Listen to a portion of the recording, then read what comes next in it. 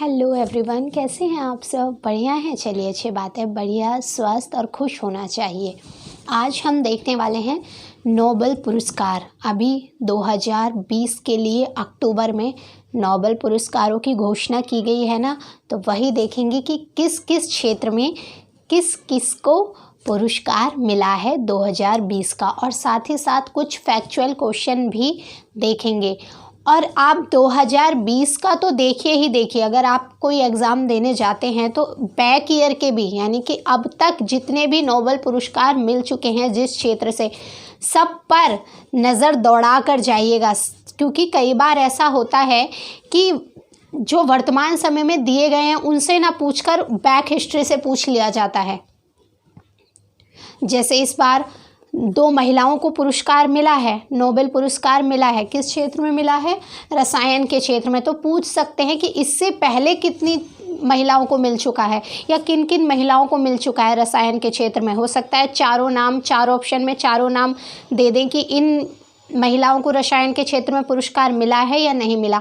तो आपको एक बार बैक ईयर के भी सारे, शुरू से लेके अब तक, उन पर भी नज़र रखनी चाहिए। जब भी आप कोई एग्ज़ाम देने जाते हैं और नोबेल पुरस्कार की घोषणा होती है तो उससे पहले आपको वो तो देखने हैं। जैसे 2020 हैं तो 2020 के भी देखिए, साथ ही साथ बैक ईयर के भी सारे एक बार, हर बार नज़र ज़रूर दौड़ा लिया कीजिए।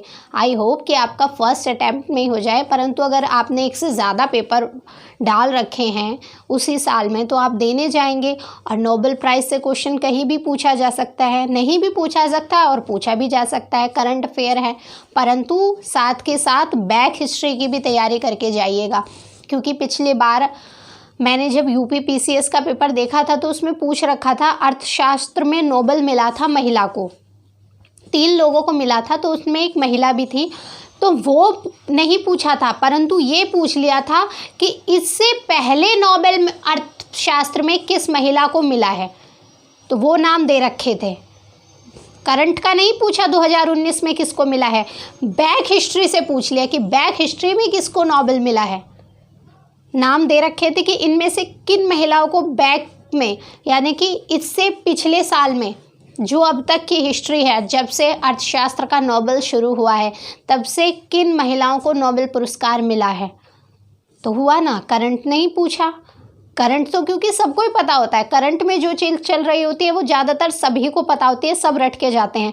परंतु फिर कहूँगी, अब ये जो गवर्नमेंट एग्ज़ाम है वो लेने की प्रक्रिया नहीं रही है, निकालने की प्रक्रिया है।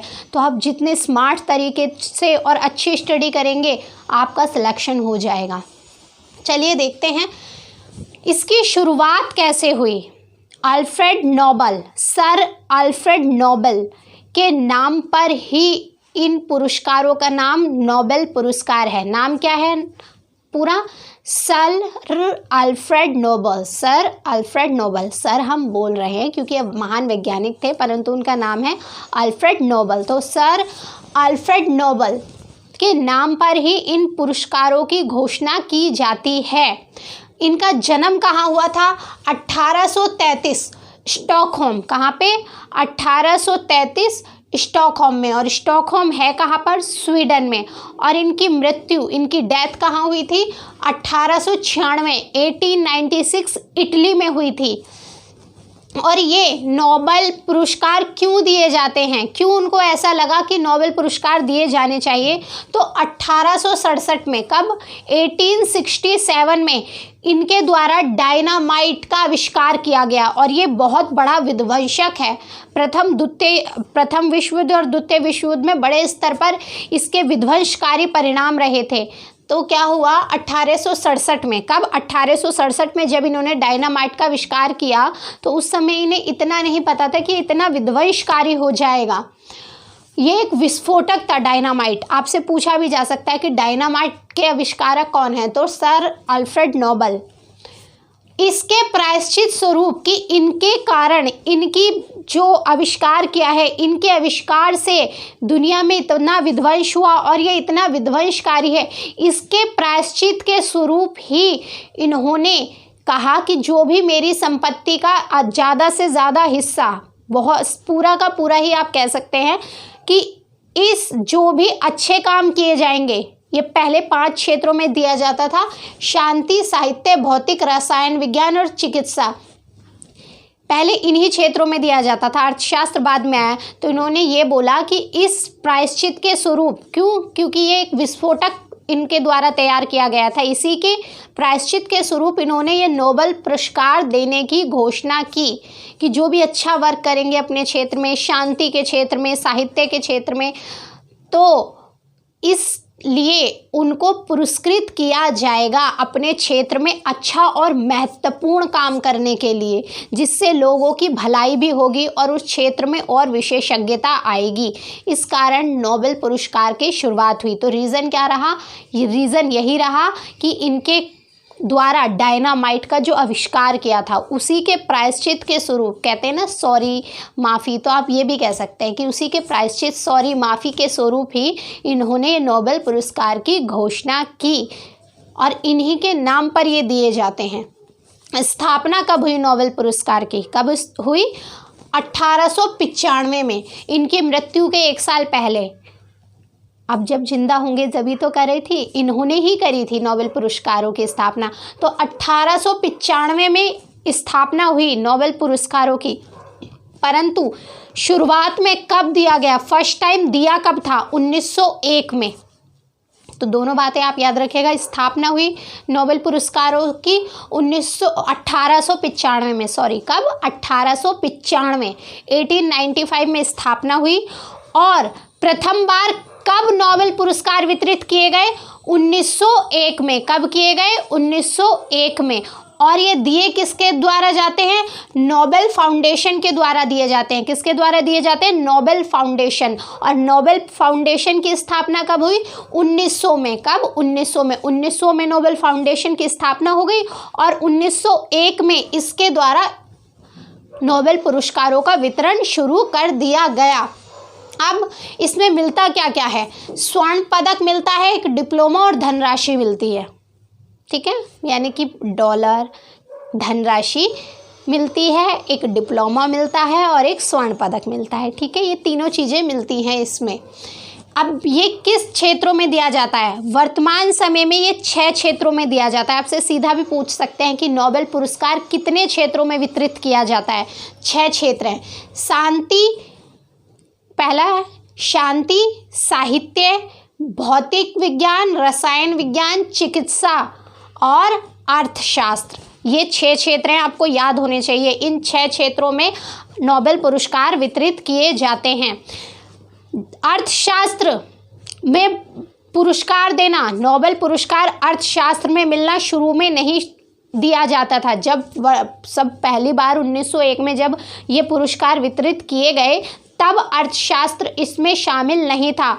अर्थशास्त्र इसमें शामिल बाद में किया गया है। सबसे पहले सिर्फ 5 क्षेत्रों में दिए जाते थे, शांति, साहित्य, भौतिक, रसायन और चिकित्सा। इन 5 क्षेत्रों में ही पहले नोबेल पुरस्कार वितरित किए जाते थे, परंतु अब वर्तमान समय में 6 क्षेत्र में किए जाते हैं। अर्थशास्त्र को भी अब इसमें शामिल कर लिया गया है।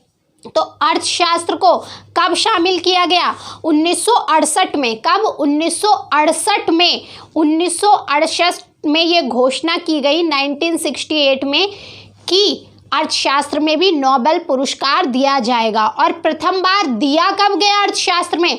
उसी के 1 साल बाद, यानी को 1968 में स्थापना की गई, कहा गया कि दिया जाएगा अर्थशास्त्र में, और उसी के 1 साल बाद 1969 में 1969 में प्रथम बार अर्थशास्त्र के नोबेल पुरस्कार का वितरण किया गया। तो याद रखिएगा आप। अब ये दिए किसके जाते हैं, किस किस एकेडमी के द्वारा दिए जाते हैं? Royal Swedish academy of sciences. कौन सी एकेडमी है? Royal Swedish academy of sciences. इस एकेडमी के द्वारा और इसकी जूरी के द्वारा किस क्षेत्र में दिए जाते हैं? फिजिक्स, केमिस्ट्री और अर्थशास्त्र। ये तीनों क्षेत्र में रॉयल स्वीडिश एकेडमी के द्वारा दिए जाते हैं। कैरोलिन इंस्टीट्यूट के द्वारा मेडिसिन यानी कि चिकित्सा के क्षेत्र में दिया जाता है। और स्वीडिश एकेडमी है, इसके द्वारा इसमें किसको दिया जाता है? साहित्य के क्षेत्र में। और ये तीनों ही स्टॉकहोम में दिए जाते हैं। यानी कि ये तीनों स्टॉकहोम में हैं। स्टॉकहोम कहाँ है? स्वीडन में। तो ये जो फिजिक्स, केमिस्ट्री, अर्थशास्त्र, मेडिसिन और साहित्य है, इन 5 क्षेत्र में जो पुरस्कार वितरण समारोह होगा वो कहाँ होगा? स्टॉकहोम अर्थात स्वीडन में। परंतु ओस्लो में शांति का पुरस्कार दिया जाता है, और ओस्लो है कहाँ? नॉर्वे में। तो जो शांति का पुरस्कार है, या तो आपसे पूछ सकते हैं नॉर्वे में दिया जाता है, तो बिल्कुल नॉर्वे में दिया जाता है। अगर नॉर्वे ना देके ओस्लो दे दें तो ओस्लो में दिया जाता है। जैसे कि अगर क्वेश्चन है भारत में दिल्ली है, दिल्ली भारत में ही है, तो इसी तरीके से शहर है ये एक ओस्लो, जैसे दिल्ली भारत का ही एक शहर है ना, भारत में ही तो है दिल्ली, है ना। तो यही कहा गया है कि ओस्लो, अगर आपसे जो ऑप्शन है उसमें ओस्लो दिया हो तो बिल्कुल सही ऑप्शन है, ओस्लो में ही दिया जाता है शांति का नोबेल पुरस्कार। अगर ओस्लो नहीं दिया होगा तो नॉर्वे दिया होगा, क्योंकि नॉर्वे का शहर ही है ओस्लो। तो ये 5 आप याद रखिएगा, साहित्य, भौतिक, रसायन, चिकित्सा और अर्थशास्त्र। इन जो 5 क्षेत्रों के नोबेल है वो स्टॉकहोम में दिए जाते हैं। स्टॉकहोम है कहाँ पर? स्वीडन में। तो ये 5 क्षेत्र के स्वीडन, स्टॉकहोम में दिए जाते हैं, और एक शांति का जो नोबेल है वो नॉर्वे में दिया जाता है। ठीक है, बिल्कुल याद रखिएगा क्लियर तौर पर। मैरी क्यूरी, ये फैक्चुअल क्वेश्चन है। देखिए, मैरी क्यूरी ऐसी महिलाएं हैं जिन्हें 2 बार नोबेल पुरस्कार मिला है अलग अलग क्षेत्रों में। पहला कौन सा है? भौतिकी के क्षेत्र में मिला पहला 1903 में, और उसके बाद 1911 में रसायन के क्षेत्र में दिया गया है। 2 तरीके के क्वेश्चन बन सकते हैं इनसे। मैरी क्यूरी जी से, बहुत इंपॉर्टेंट नाम है, याद रखिएगा। प्रथम बार नोबेल पुरस्कार लेने वाली महिला, यानी कि जो प्रथम बार नोबेल पुरस्कार किसी महिला को मिला तो वो नाम भी मैरी क्यूरी जी का ही है। और या फिर प्रथम ऐसी महिला जिसको 2 क्षेत्रों में नोबेल पुरस्कार मिला हो, वो भी मैरी क्यूरी जी ही हैं। और किस क्षेत्र क्या है? 1903 में भौतिकी के लिए और 1911 में रसायन के क्षेत्र में। सबसे कम उम्र की नोबेल प्राप्तकर्ता कौन थी? मलाला यूसुफजई। कौन थी? मलाला यूसुफजई। सबसे कम जो अब तक जिनको भी नोबेल मिला है उसमें सबसे कम उम्र की थी मलाला यूसुफजई, और ये पाकिस्तान से बिलोंग करती थी, यानी कि पाकिस्तान की नागरिक थी। 17 साल की थी, और इनको 2014 में शांति के लिए नोबेल पुरस्कार मिला था। ये वहाँ पर पाकिस्तान में बच्चों की शिक्षा के लिए, लड़कियों की शिक्षा के लिए इन्होंने आवाज़ उठाई थी। ठीक है, याद रखिएगा आप ये भी। अब 2020 के नोबेल पुरस्कार किस क्षेत्र में किस किस को दिए गए हैं? और आप एक बात याद रखिए, जो अर्थशास्त्र का पुरस्कार दिया जाता है नोबेल, इसका आधिकारिक नाम क्या है? आधिकारिक नाम है स्वेरिजेस रिक्सबैंक। क्या? स्वेरिजेस रिक्सबैंक इसका आधिकारिक नाम है अर्थशास्त्र के नोबेल का।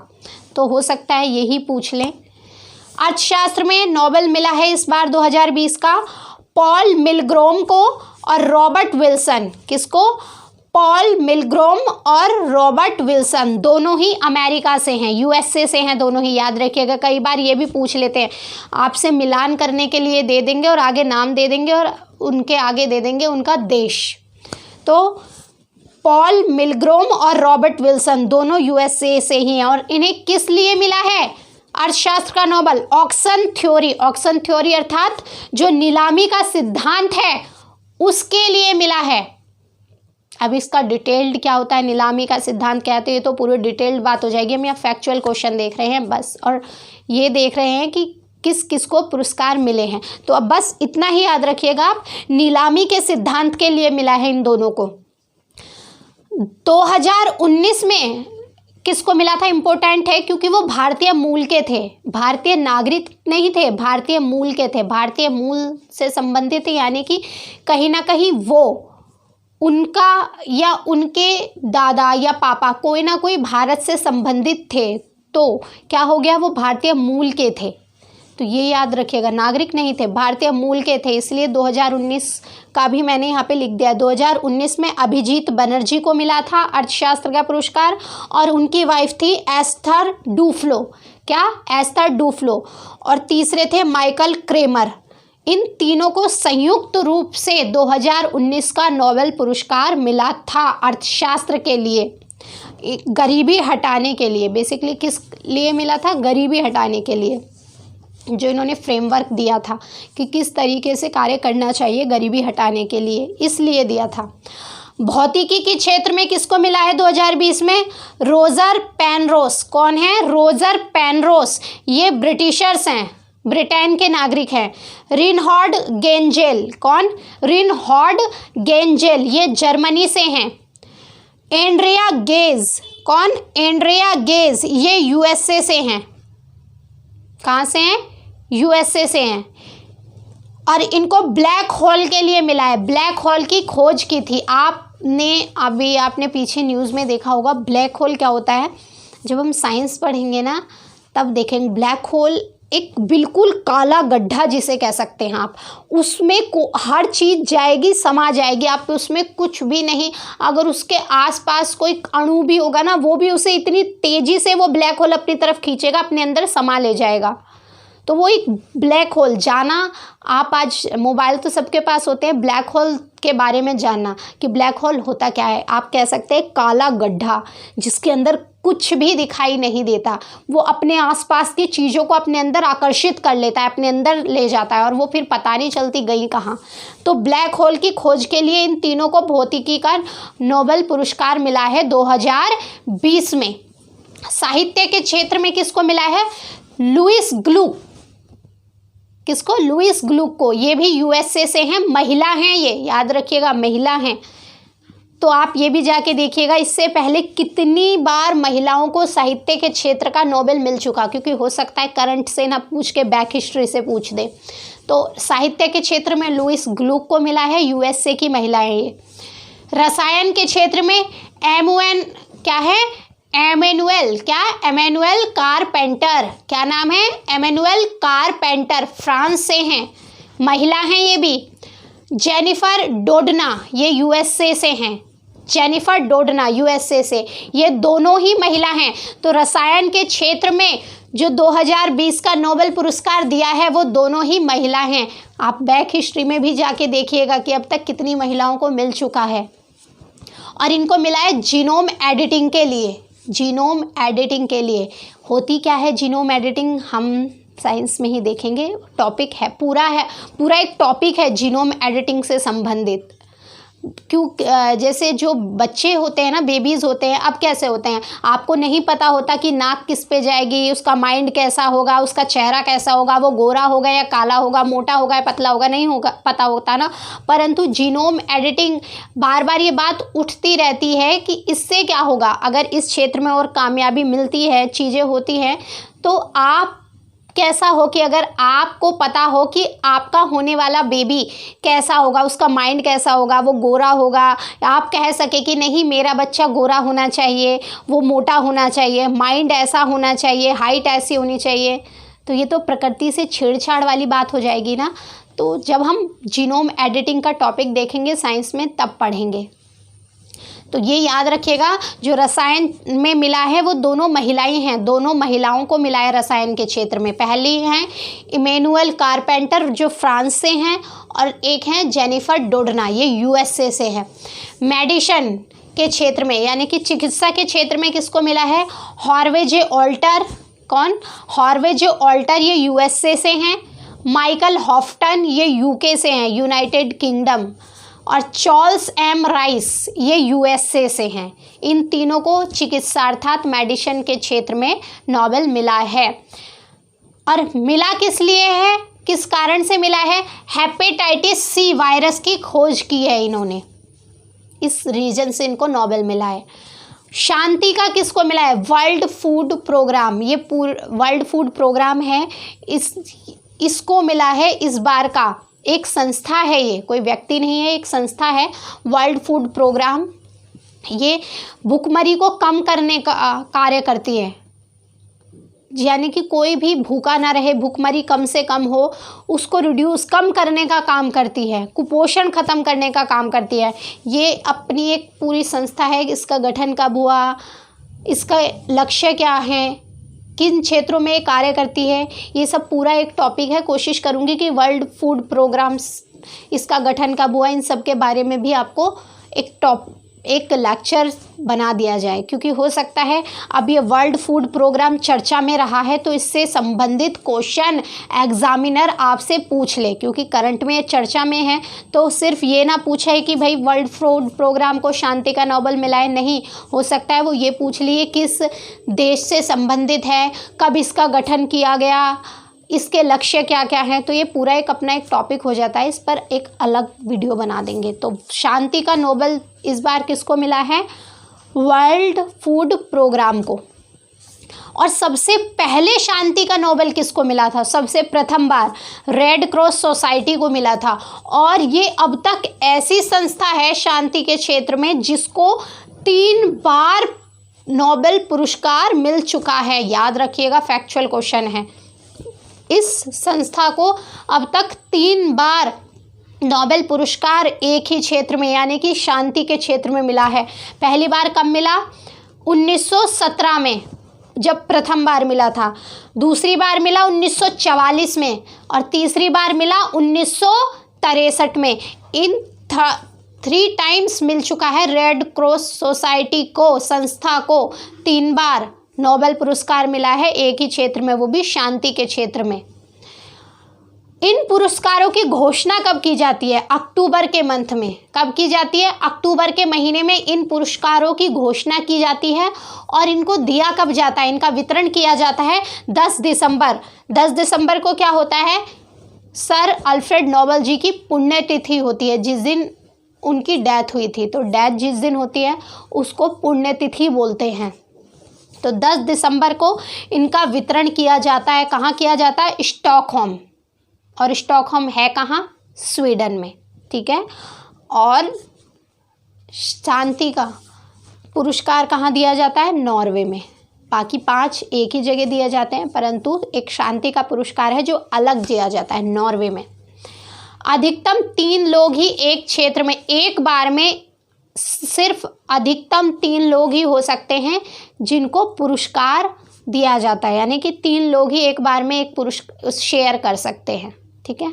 राशि जितनी भी टोटल राशि होती है उनको, अगर 2 लोग हैं तो 2 लोगों में बराबर बांट दी जाएगी, 3 लोग हैं तो 3 लोगों को। वो जो ज्यूरी होती है, जो मेंबर होते हैं, वही डिसाइड करते हैं कि किनको कितनी राशि दी जाएगी। बस इतना है कि अधिकतम 3 लोगों को एक क्षेत्र में एक बार में पुरस्कार दिया जा सकता है। जैसे आपने देखा ना, मेडिसिन के क्षेत्र में 3 लोग हैं जिनको पुरस्कार मिला है। केवल 2 बार मरणोपरांत नोबेल दिया गया है। अब मरने के उपरांत, यानी कि अगर कोई व्यक्ति मर गया है तो, और वो नोबेल पुरस्कार के लिए उसको नॉमिनेट नहीं कर सकते, तो मरने के उपरांत, मरणोपरांत नोबेल पुरस्कार अब नहीं दिया जाता। पहले दिया जाता था, पहले सिर्फ 2 बार दिया गया है।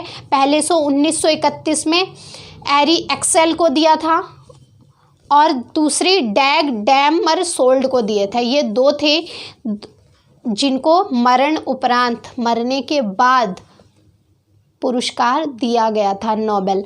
परंतु 1974 से मरने के उपरांत नोबेल पुरस्कार नहीं दिया जा सकता।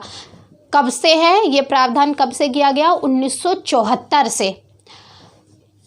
अब नोबेल, जिसको भी नोबेल पुरस्कार दिया जाता है ना, उसको क्या बोला जाता है, एक शब्द दिया जाता है उनको, नोबेल लॉरिएट। क्या, नोबेल लॉरिएट, ये उनको बोला जाता है जिनको नोबेल पुरस्कार दिया गया है, तो उनको क्या बोलते हैं, नोबेल लॉरिएट। और नोबेल लॉरिएट का अर्थ क्या है, लॉरेल, पुष्पांजलि। पुष्पांजलि आपने कभी भी सुना होगा कि पुष्पांजलि अर्पित करते हैं। अगर कोई किसी की डेथ हो जाती है, एक्सपायर हो जाता है, या फिर किसी की तस्वीर के आगे आपने देखा होगा पुष्पांजलि अर्पित करते हैं, तो इसका मतलब यही होता है।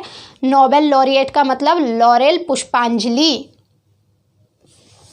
दो अलग अलग क्षेत्र में नोबेल प्राप्त करने वाले पुरुष कौन से हैं? पहले लिनस पॉलिंग। कौन है? Linus Pauling. इन्हें रसायन के क्षेत्र में मिला और शांति, इन दो क्षेत्रों में पुरस्कार मिला है। जैसे महिला थी मैडम क्यूरी और पुरुष कौन है? Linus Pauling. अब यहाँ देखते हैं भारत से संबंधित कुछ।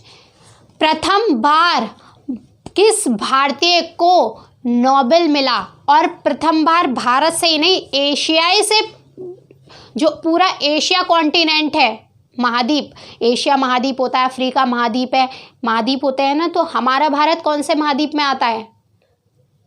ज्योग्राफी पढ़ाऊंगी तो क्लियर करूंगी, परंतु अभी आप जाके देखिए कितने महाद्वीप हैं और हमारा भारत एशिया महाद्वीप में आता है। तो एशिया से प्रथम व्यक्ति नोबेल प्राप्त करने वाले कौन थे? वो भी हमारे देश से ही थे, रविंद्रनाथ टैगोर जी। तो अगर ये पूछा जाए कि एशिया में से प्रथम बार नोबेल प्राइज किसे मिला था, तो रविंद्रनाथ टैगोर जी को मिला था साहित्य के क्षेत्र में। उनकी एक रचना थी गीतांजलि, उसके लिए। और भारत से भी प्रथम बार, दो तरीके से पूछ सकते हैं, तो ये पूछ सकते हैं एशिया से प्रथम बार किसको नोबेल मिला था, तो रविंद्रनाथ टैगोर जी को मिला था साहित्य के क्षेत्र में। और भारत से, या ये पूछ सकते हैं कि भारत से प्रथम बार नोबेल पुरस्कार जीतने वाले कौन थे, तो रविंद्रनाथ टैगोर जी थे, जिन्हें 1913 में मिला था साहित्य के क्षेत्र में, और उनकी रचना क्या थी? गीतांजलि। फिर चंद्रशेखर वेंकटरमन यानी कि सीवी रमन जी को मिला था 1930 में लाइट के कणों के बिखराव के लिए। आप देखते हैं जब लाइट जलती है तो उसके कणों का बिखराव होता है, चारों तरफ रोशनी होती है, तो इसी के लिए इनको भौतिकी के क्षेत्र में, भौतिक विज्ञान के क्षेत्र में मिला था। 1979 में मदर टेरेसा को शांति का, अगर आपसे ये पूछा जाता है कि भारत से ऐसी प्रथम महिला कौन है जिनको नोबेल पुरस्कार मिला है, या ये साथ में ये भी लगा दें कि शांति का नोबेल किसको मिला है, तो मदर टेरेसा जी हैं ऐसी महिला। मदर टेरेसा जी का जन्म हमारे देश में नहीं हुआ था। मदर टेरेसा जी का जन्म हुआ था अल्बानिया में। कहाँ हुआ था? अल्बानिया में। परंतु जब इनको नॉमिनेट किया गया था उस समय इनके पास भारत की नागरिकता थी। किसकी नागरिकता थी?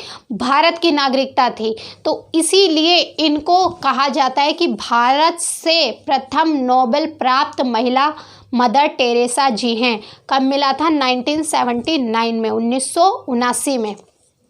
1998 में अमर्त्य सेन जी को मिला है भारत से नोबेल पुरस्कार। किस क्षेत्र में? अर्थशास्त्र के क्षेत्र में। 2014 में कैलाश सत्यार्थी जी को शांति का, और कैलाश सत्यार्थी जी को जब नोबेल पुरस्कार मिला था उन्हीं के साथ मलाला यूसुफजई, जो मैंने आपको बताया ना पाकिस्तान से बिलोंग करती हैं, सबसे कम उम्र की, तो इनको भी मिला था साथ में ही, याद रखिएगा आप। अब भारतीय मूल के, ये तो हैं भारत के नागरिक जो मैंने आपको बताए हैं। भारत के नागरिक, आपसे पूछा जा सकता है कि भारत के नागरिक, ये सारे भारत की नागरिकता प्राप्त थी जब इनको नोबेल मिला था। कौन कौन? रविंद्रनाथ टैगोर जी, चंद्रशेखर वेंकटरमन, मदर टेरेसा जी, अमर्त्य सेन, कैलाश सत्यार्थी जी, ये सारे भारत के नागरिक थे जब इन्हें नोबेल मिला था। अब पूछ सकते हैं भारतीय मूल, अभी मैंने अब बताया ना कि वो जब उन्हें नोबेल मिला उस समय उनको नागरिकता भारत की प्राप्त नहीं होगी, उन्होंने किसी और देश का प्रतिनिधित्व करा होगा, परंतु वो कभी ना कभी या तो वो खुद पहले रहते हों या उनके फादर या दादाजी कोई ना कोई भारतीय मूल से हो, तो उनको भारतीय मूल का नागरिक कहा जाएगा। परंतु जो उनको नोबेल मिला है उस नोबेल का जो प्रतिनिधित्व कर रहे थे वो उस क्षेत्र से, वो किसी और क्षेत्र देश का प्रतिनिधित्व कर रहे थे उस विषय में। अगर भौतिकी में मिला, यानी कि वो भौतिकी के क्षेत्र में जो उनको नोबेल मिला होगा, परंतु वो प्रतिनिधित्व जो कर रहे थे वो भारत का प्रतिनिधित्व नहीं कर रहे थे, वो किसी और देश का कर रहे थे। और भारत के नागरिक से क्या तात्पर्य है कि हमारे देश का ही प्रतिनिधित्व करा उन्होंने उस क्षेत्र में। अब ये सिर्फ भारतीय मूल के हैं, तो आपसे कई बार पूछा भी जा सकता है कि भाई भारतीय मूल के कितने हैं, तो अगर सिर्फ भारत के नागरिक देखे जाएं तो कितने हैं? 5। और भारतीय मूल को भी देखा जाए कि भारतीय मूल के नोबेल प्राप्तकर्ता, तो संख्या ज़्यादा बैठेगी। चलिए देखते हैं भारतीय मूल के कितने हैं।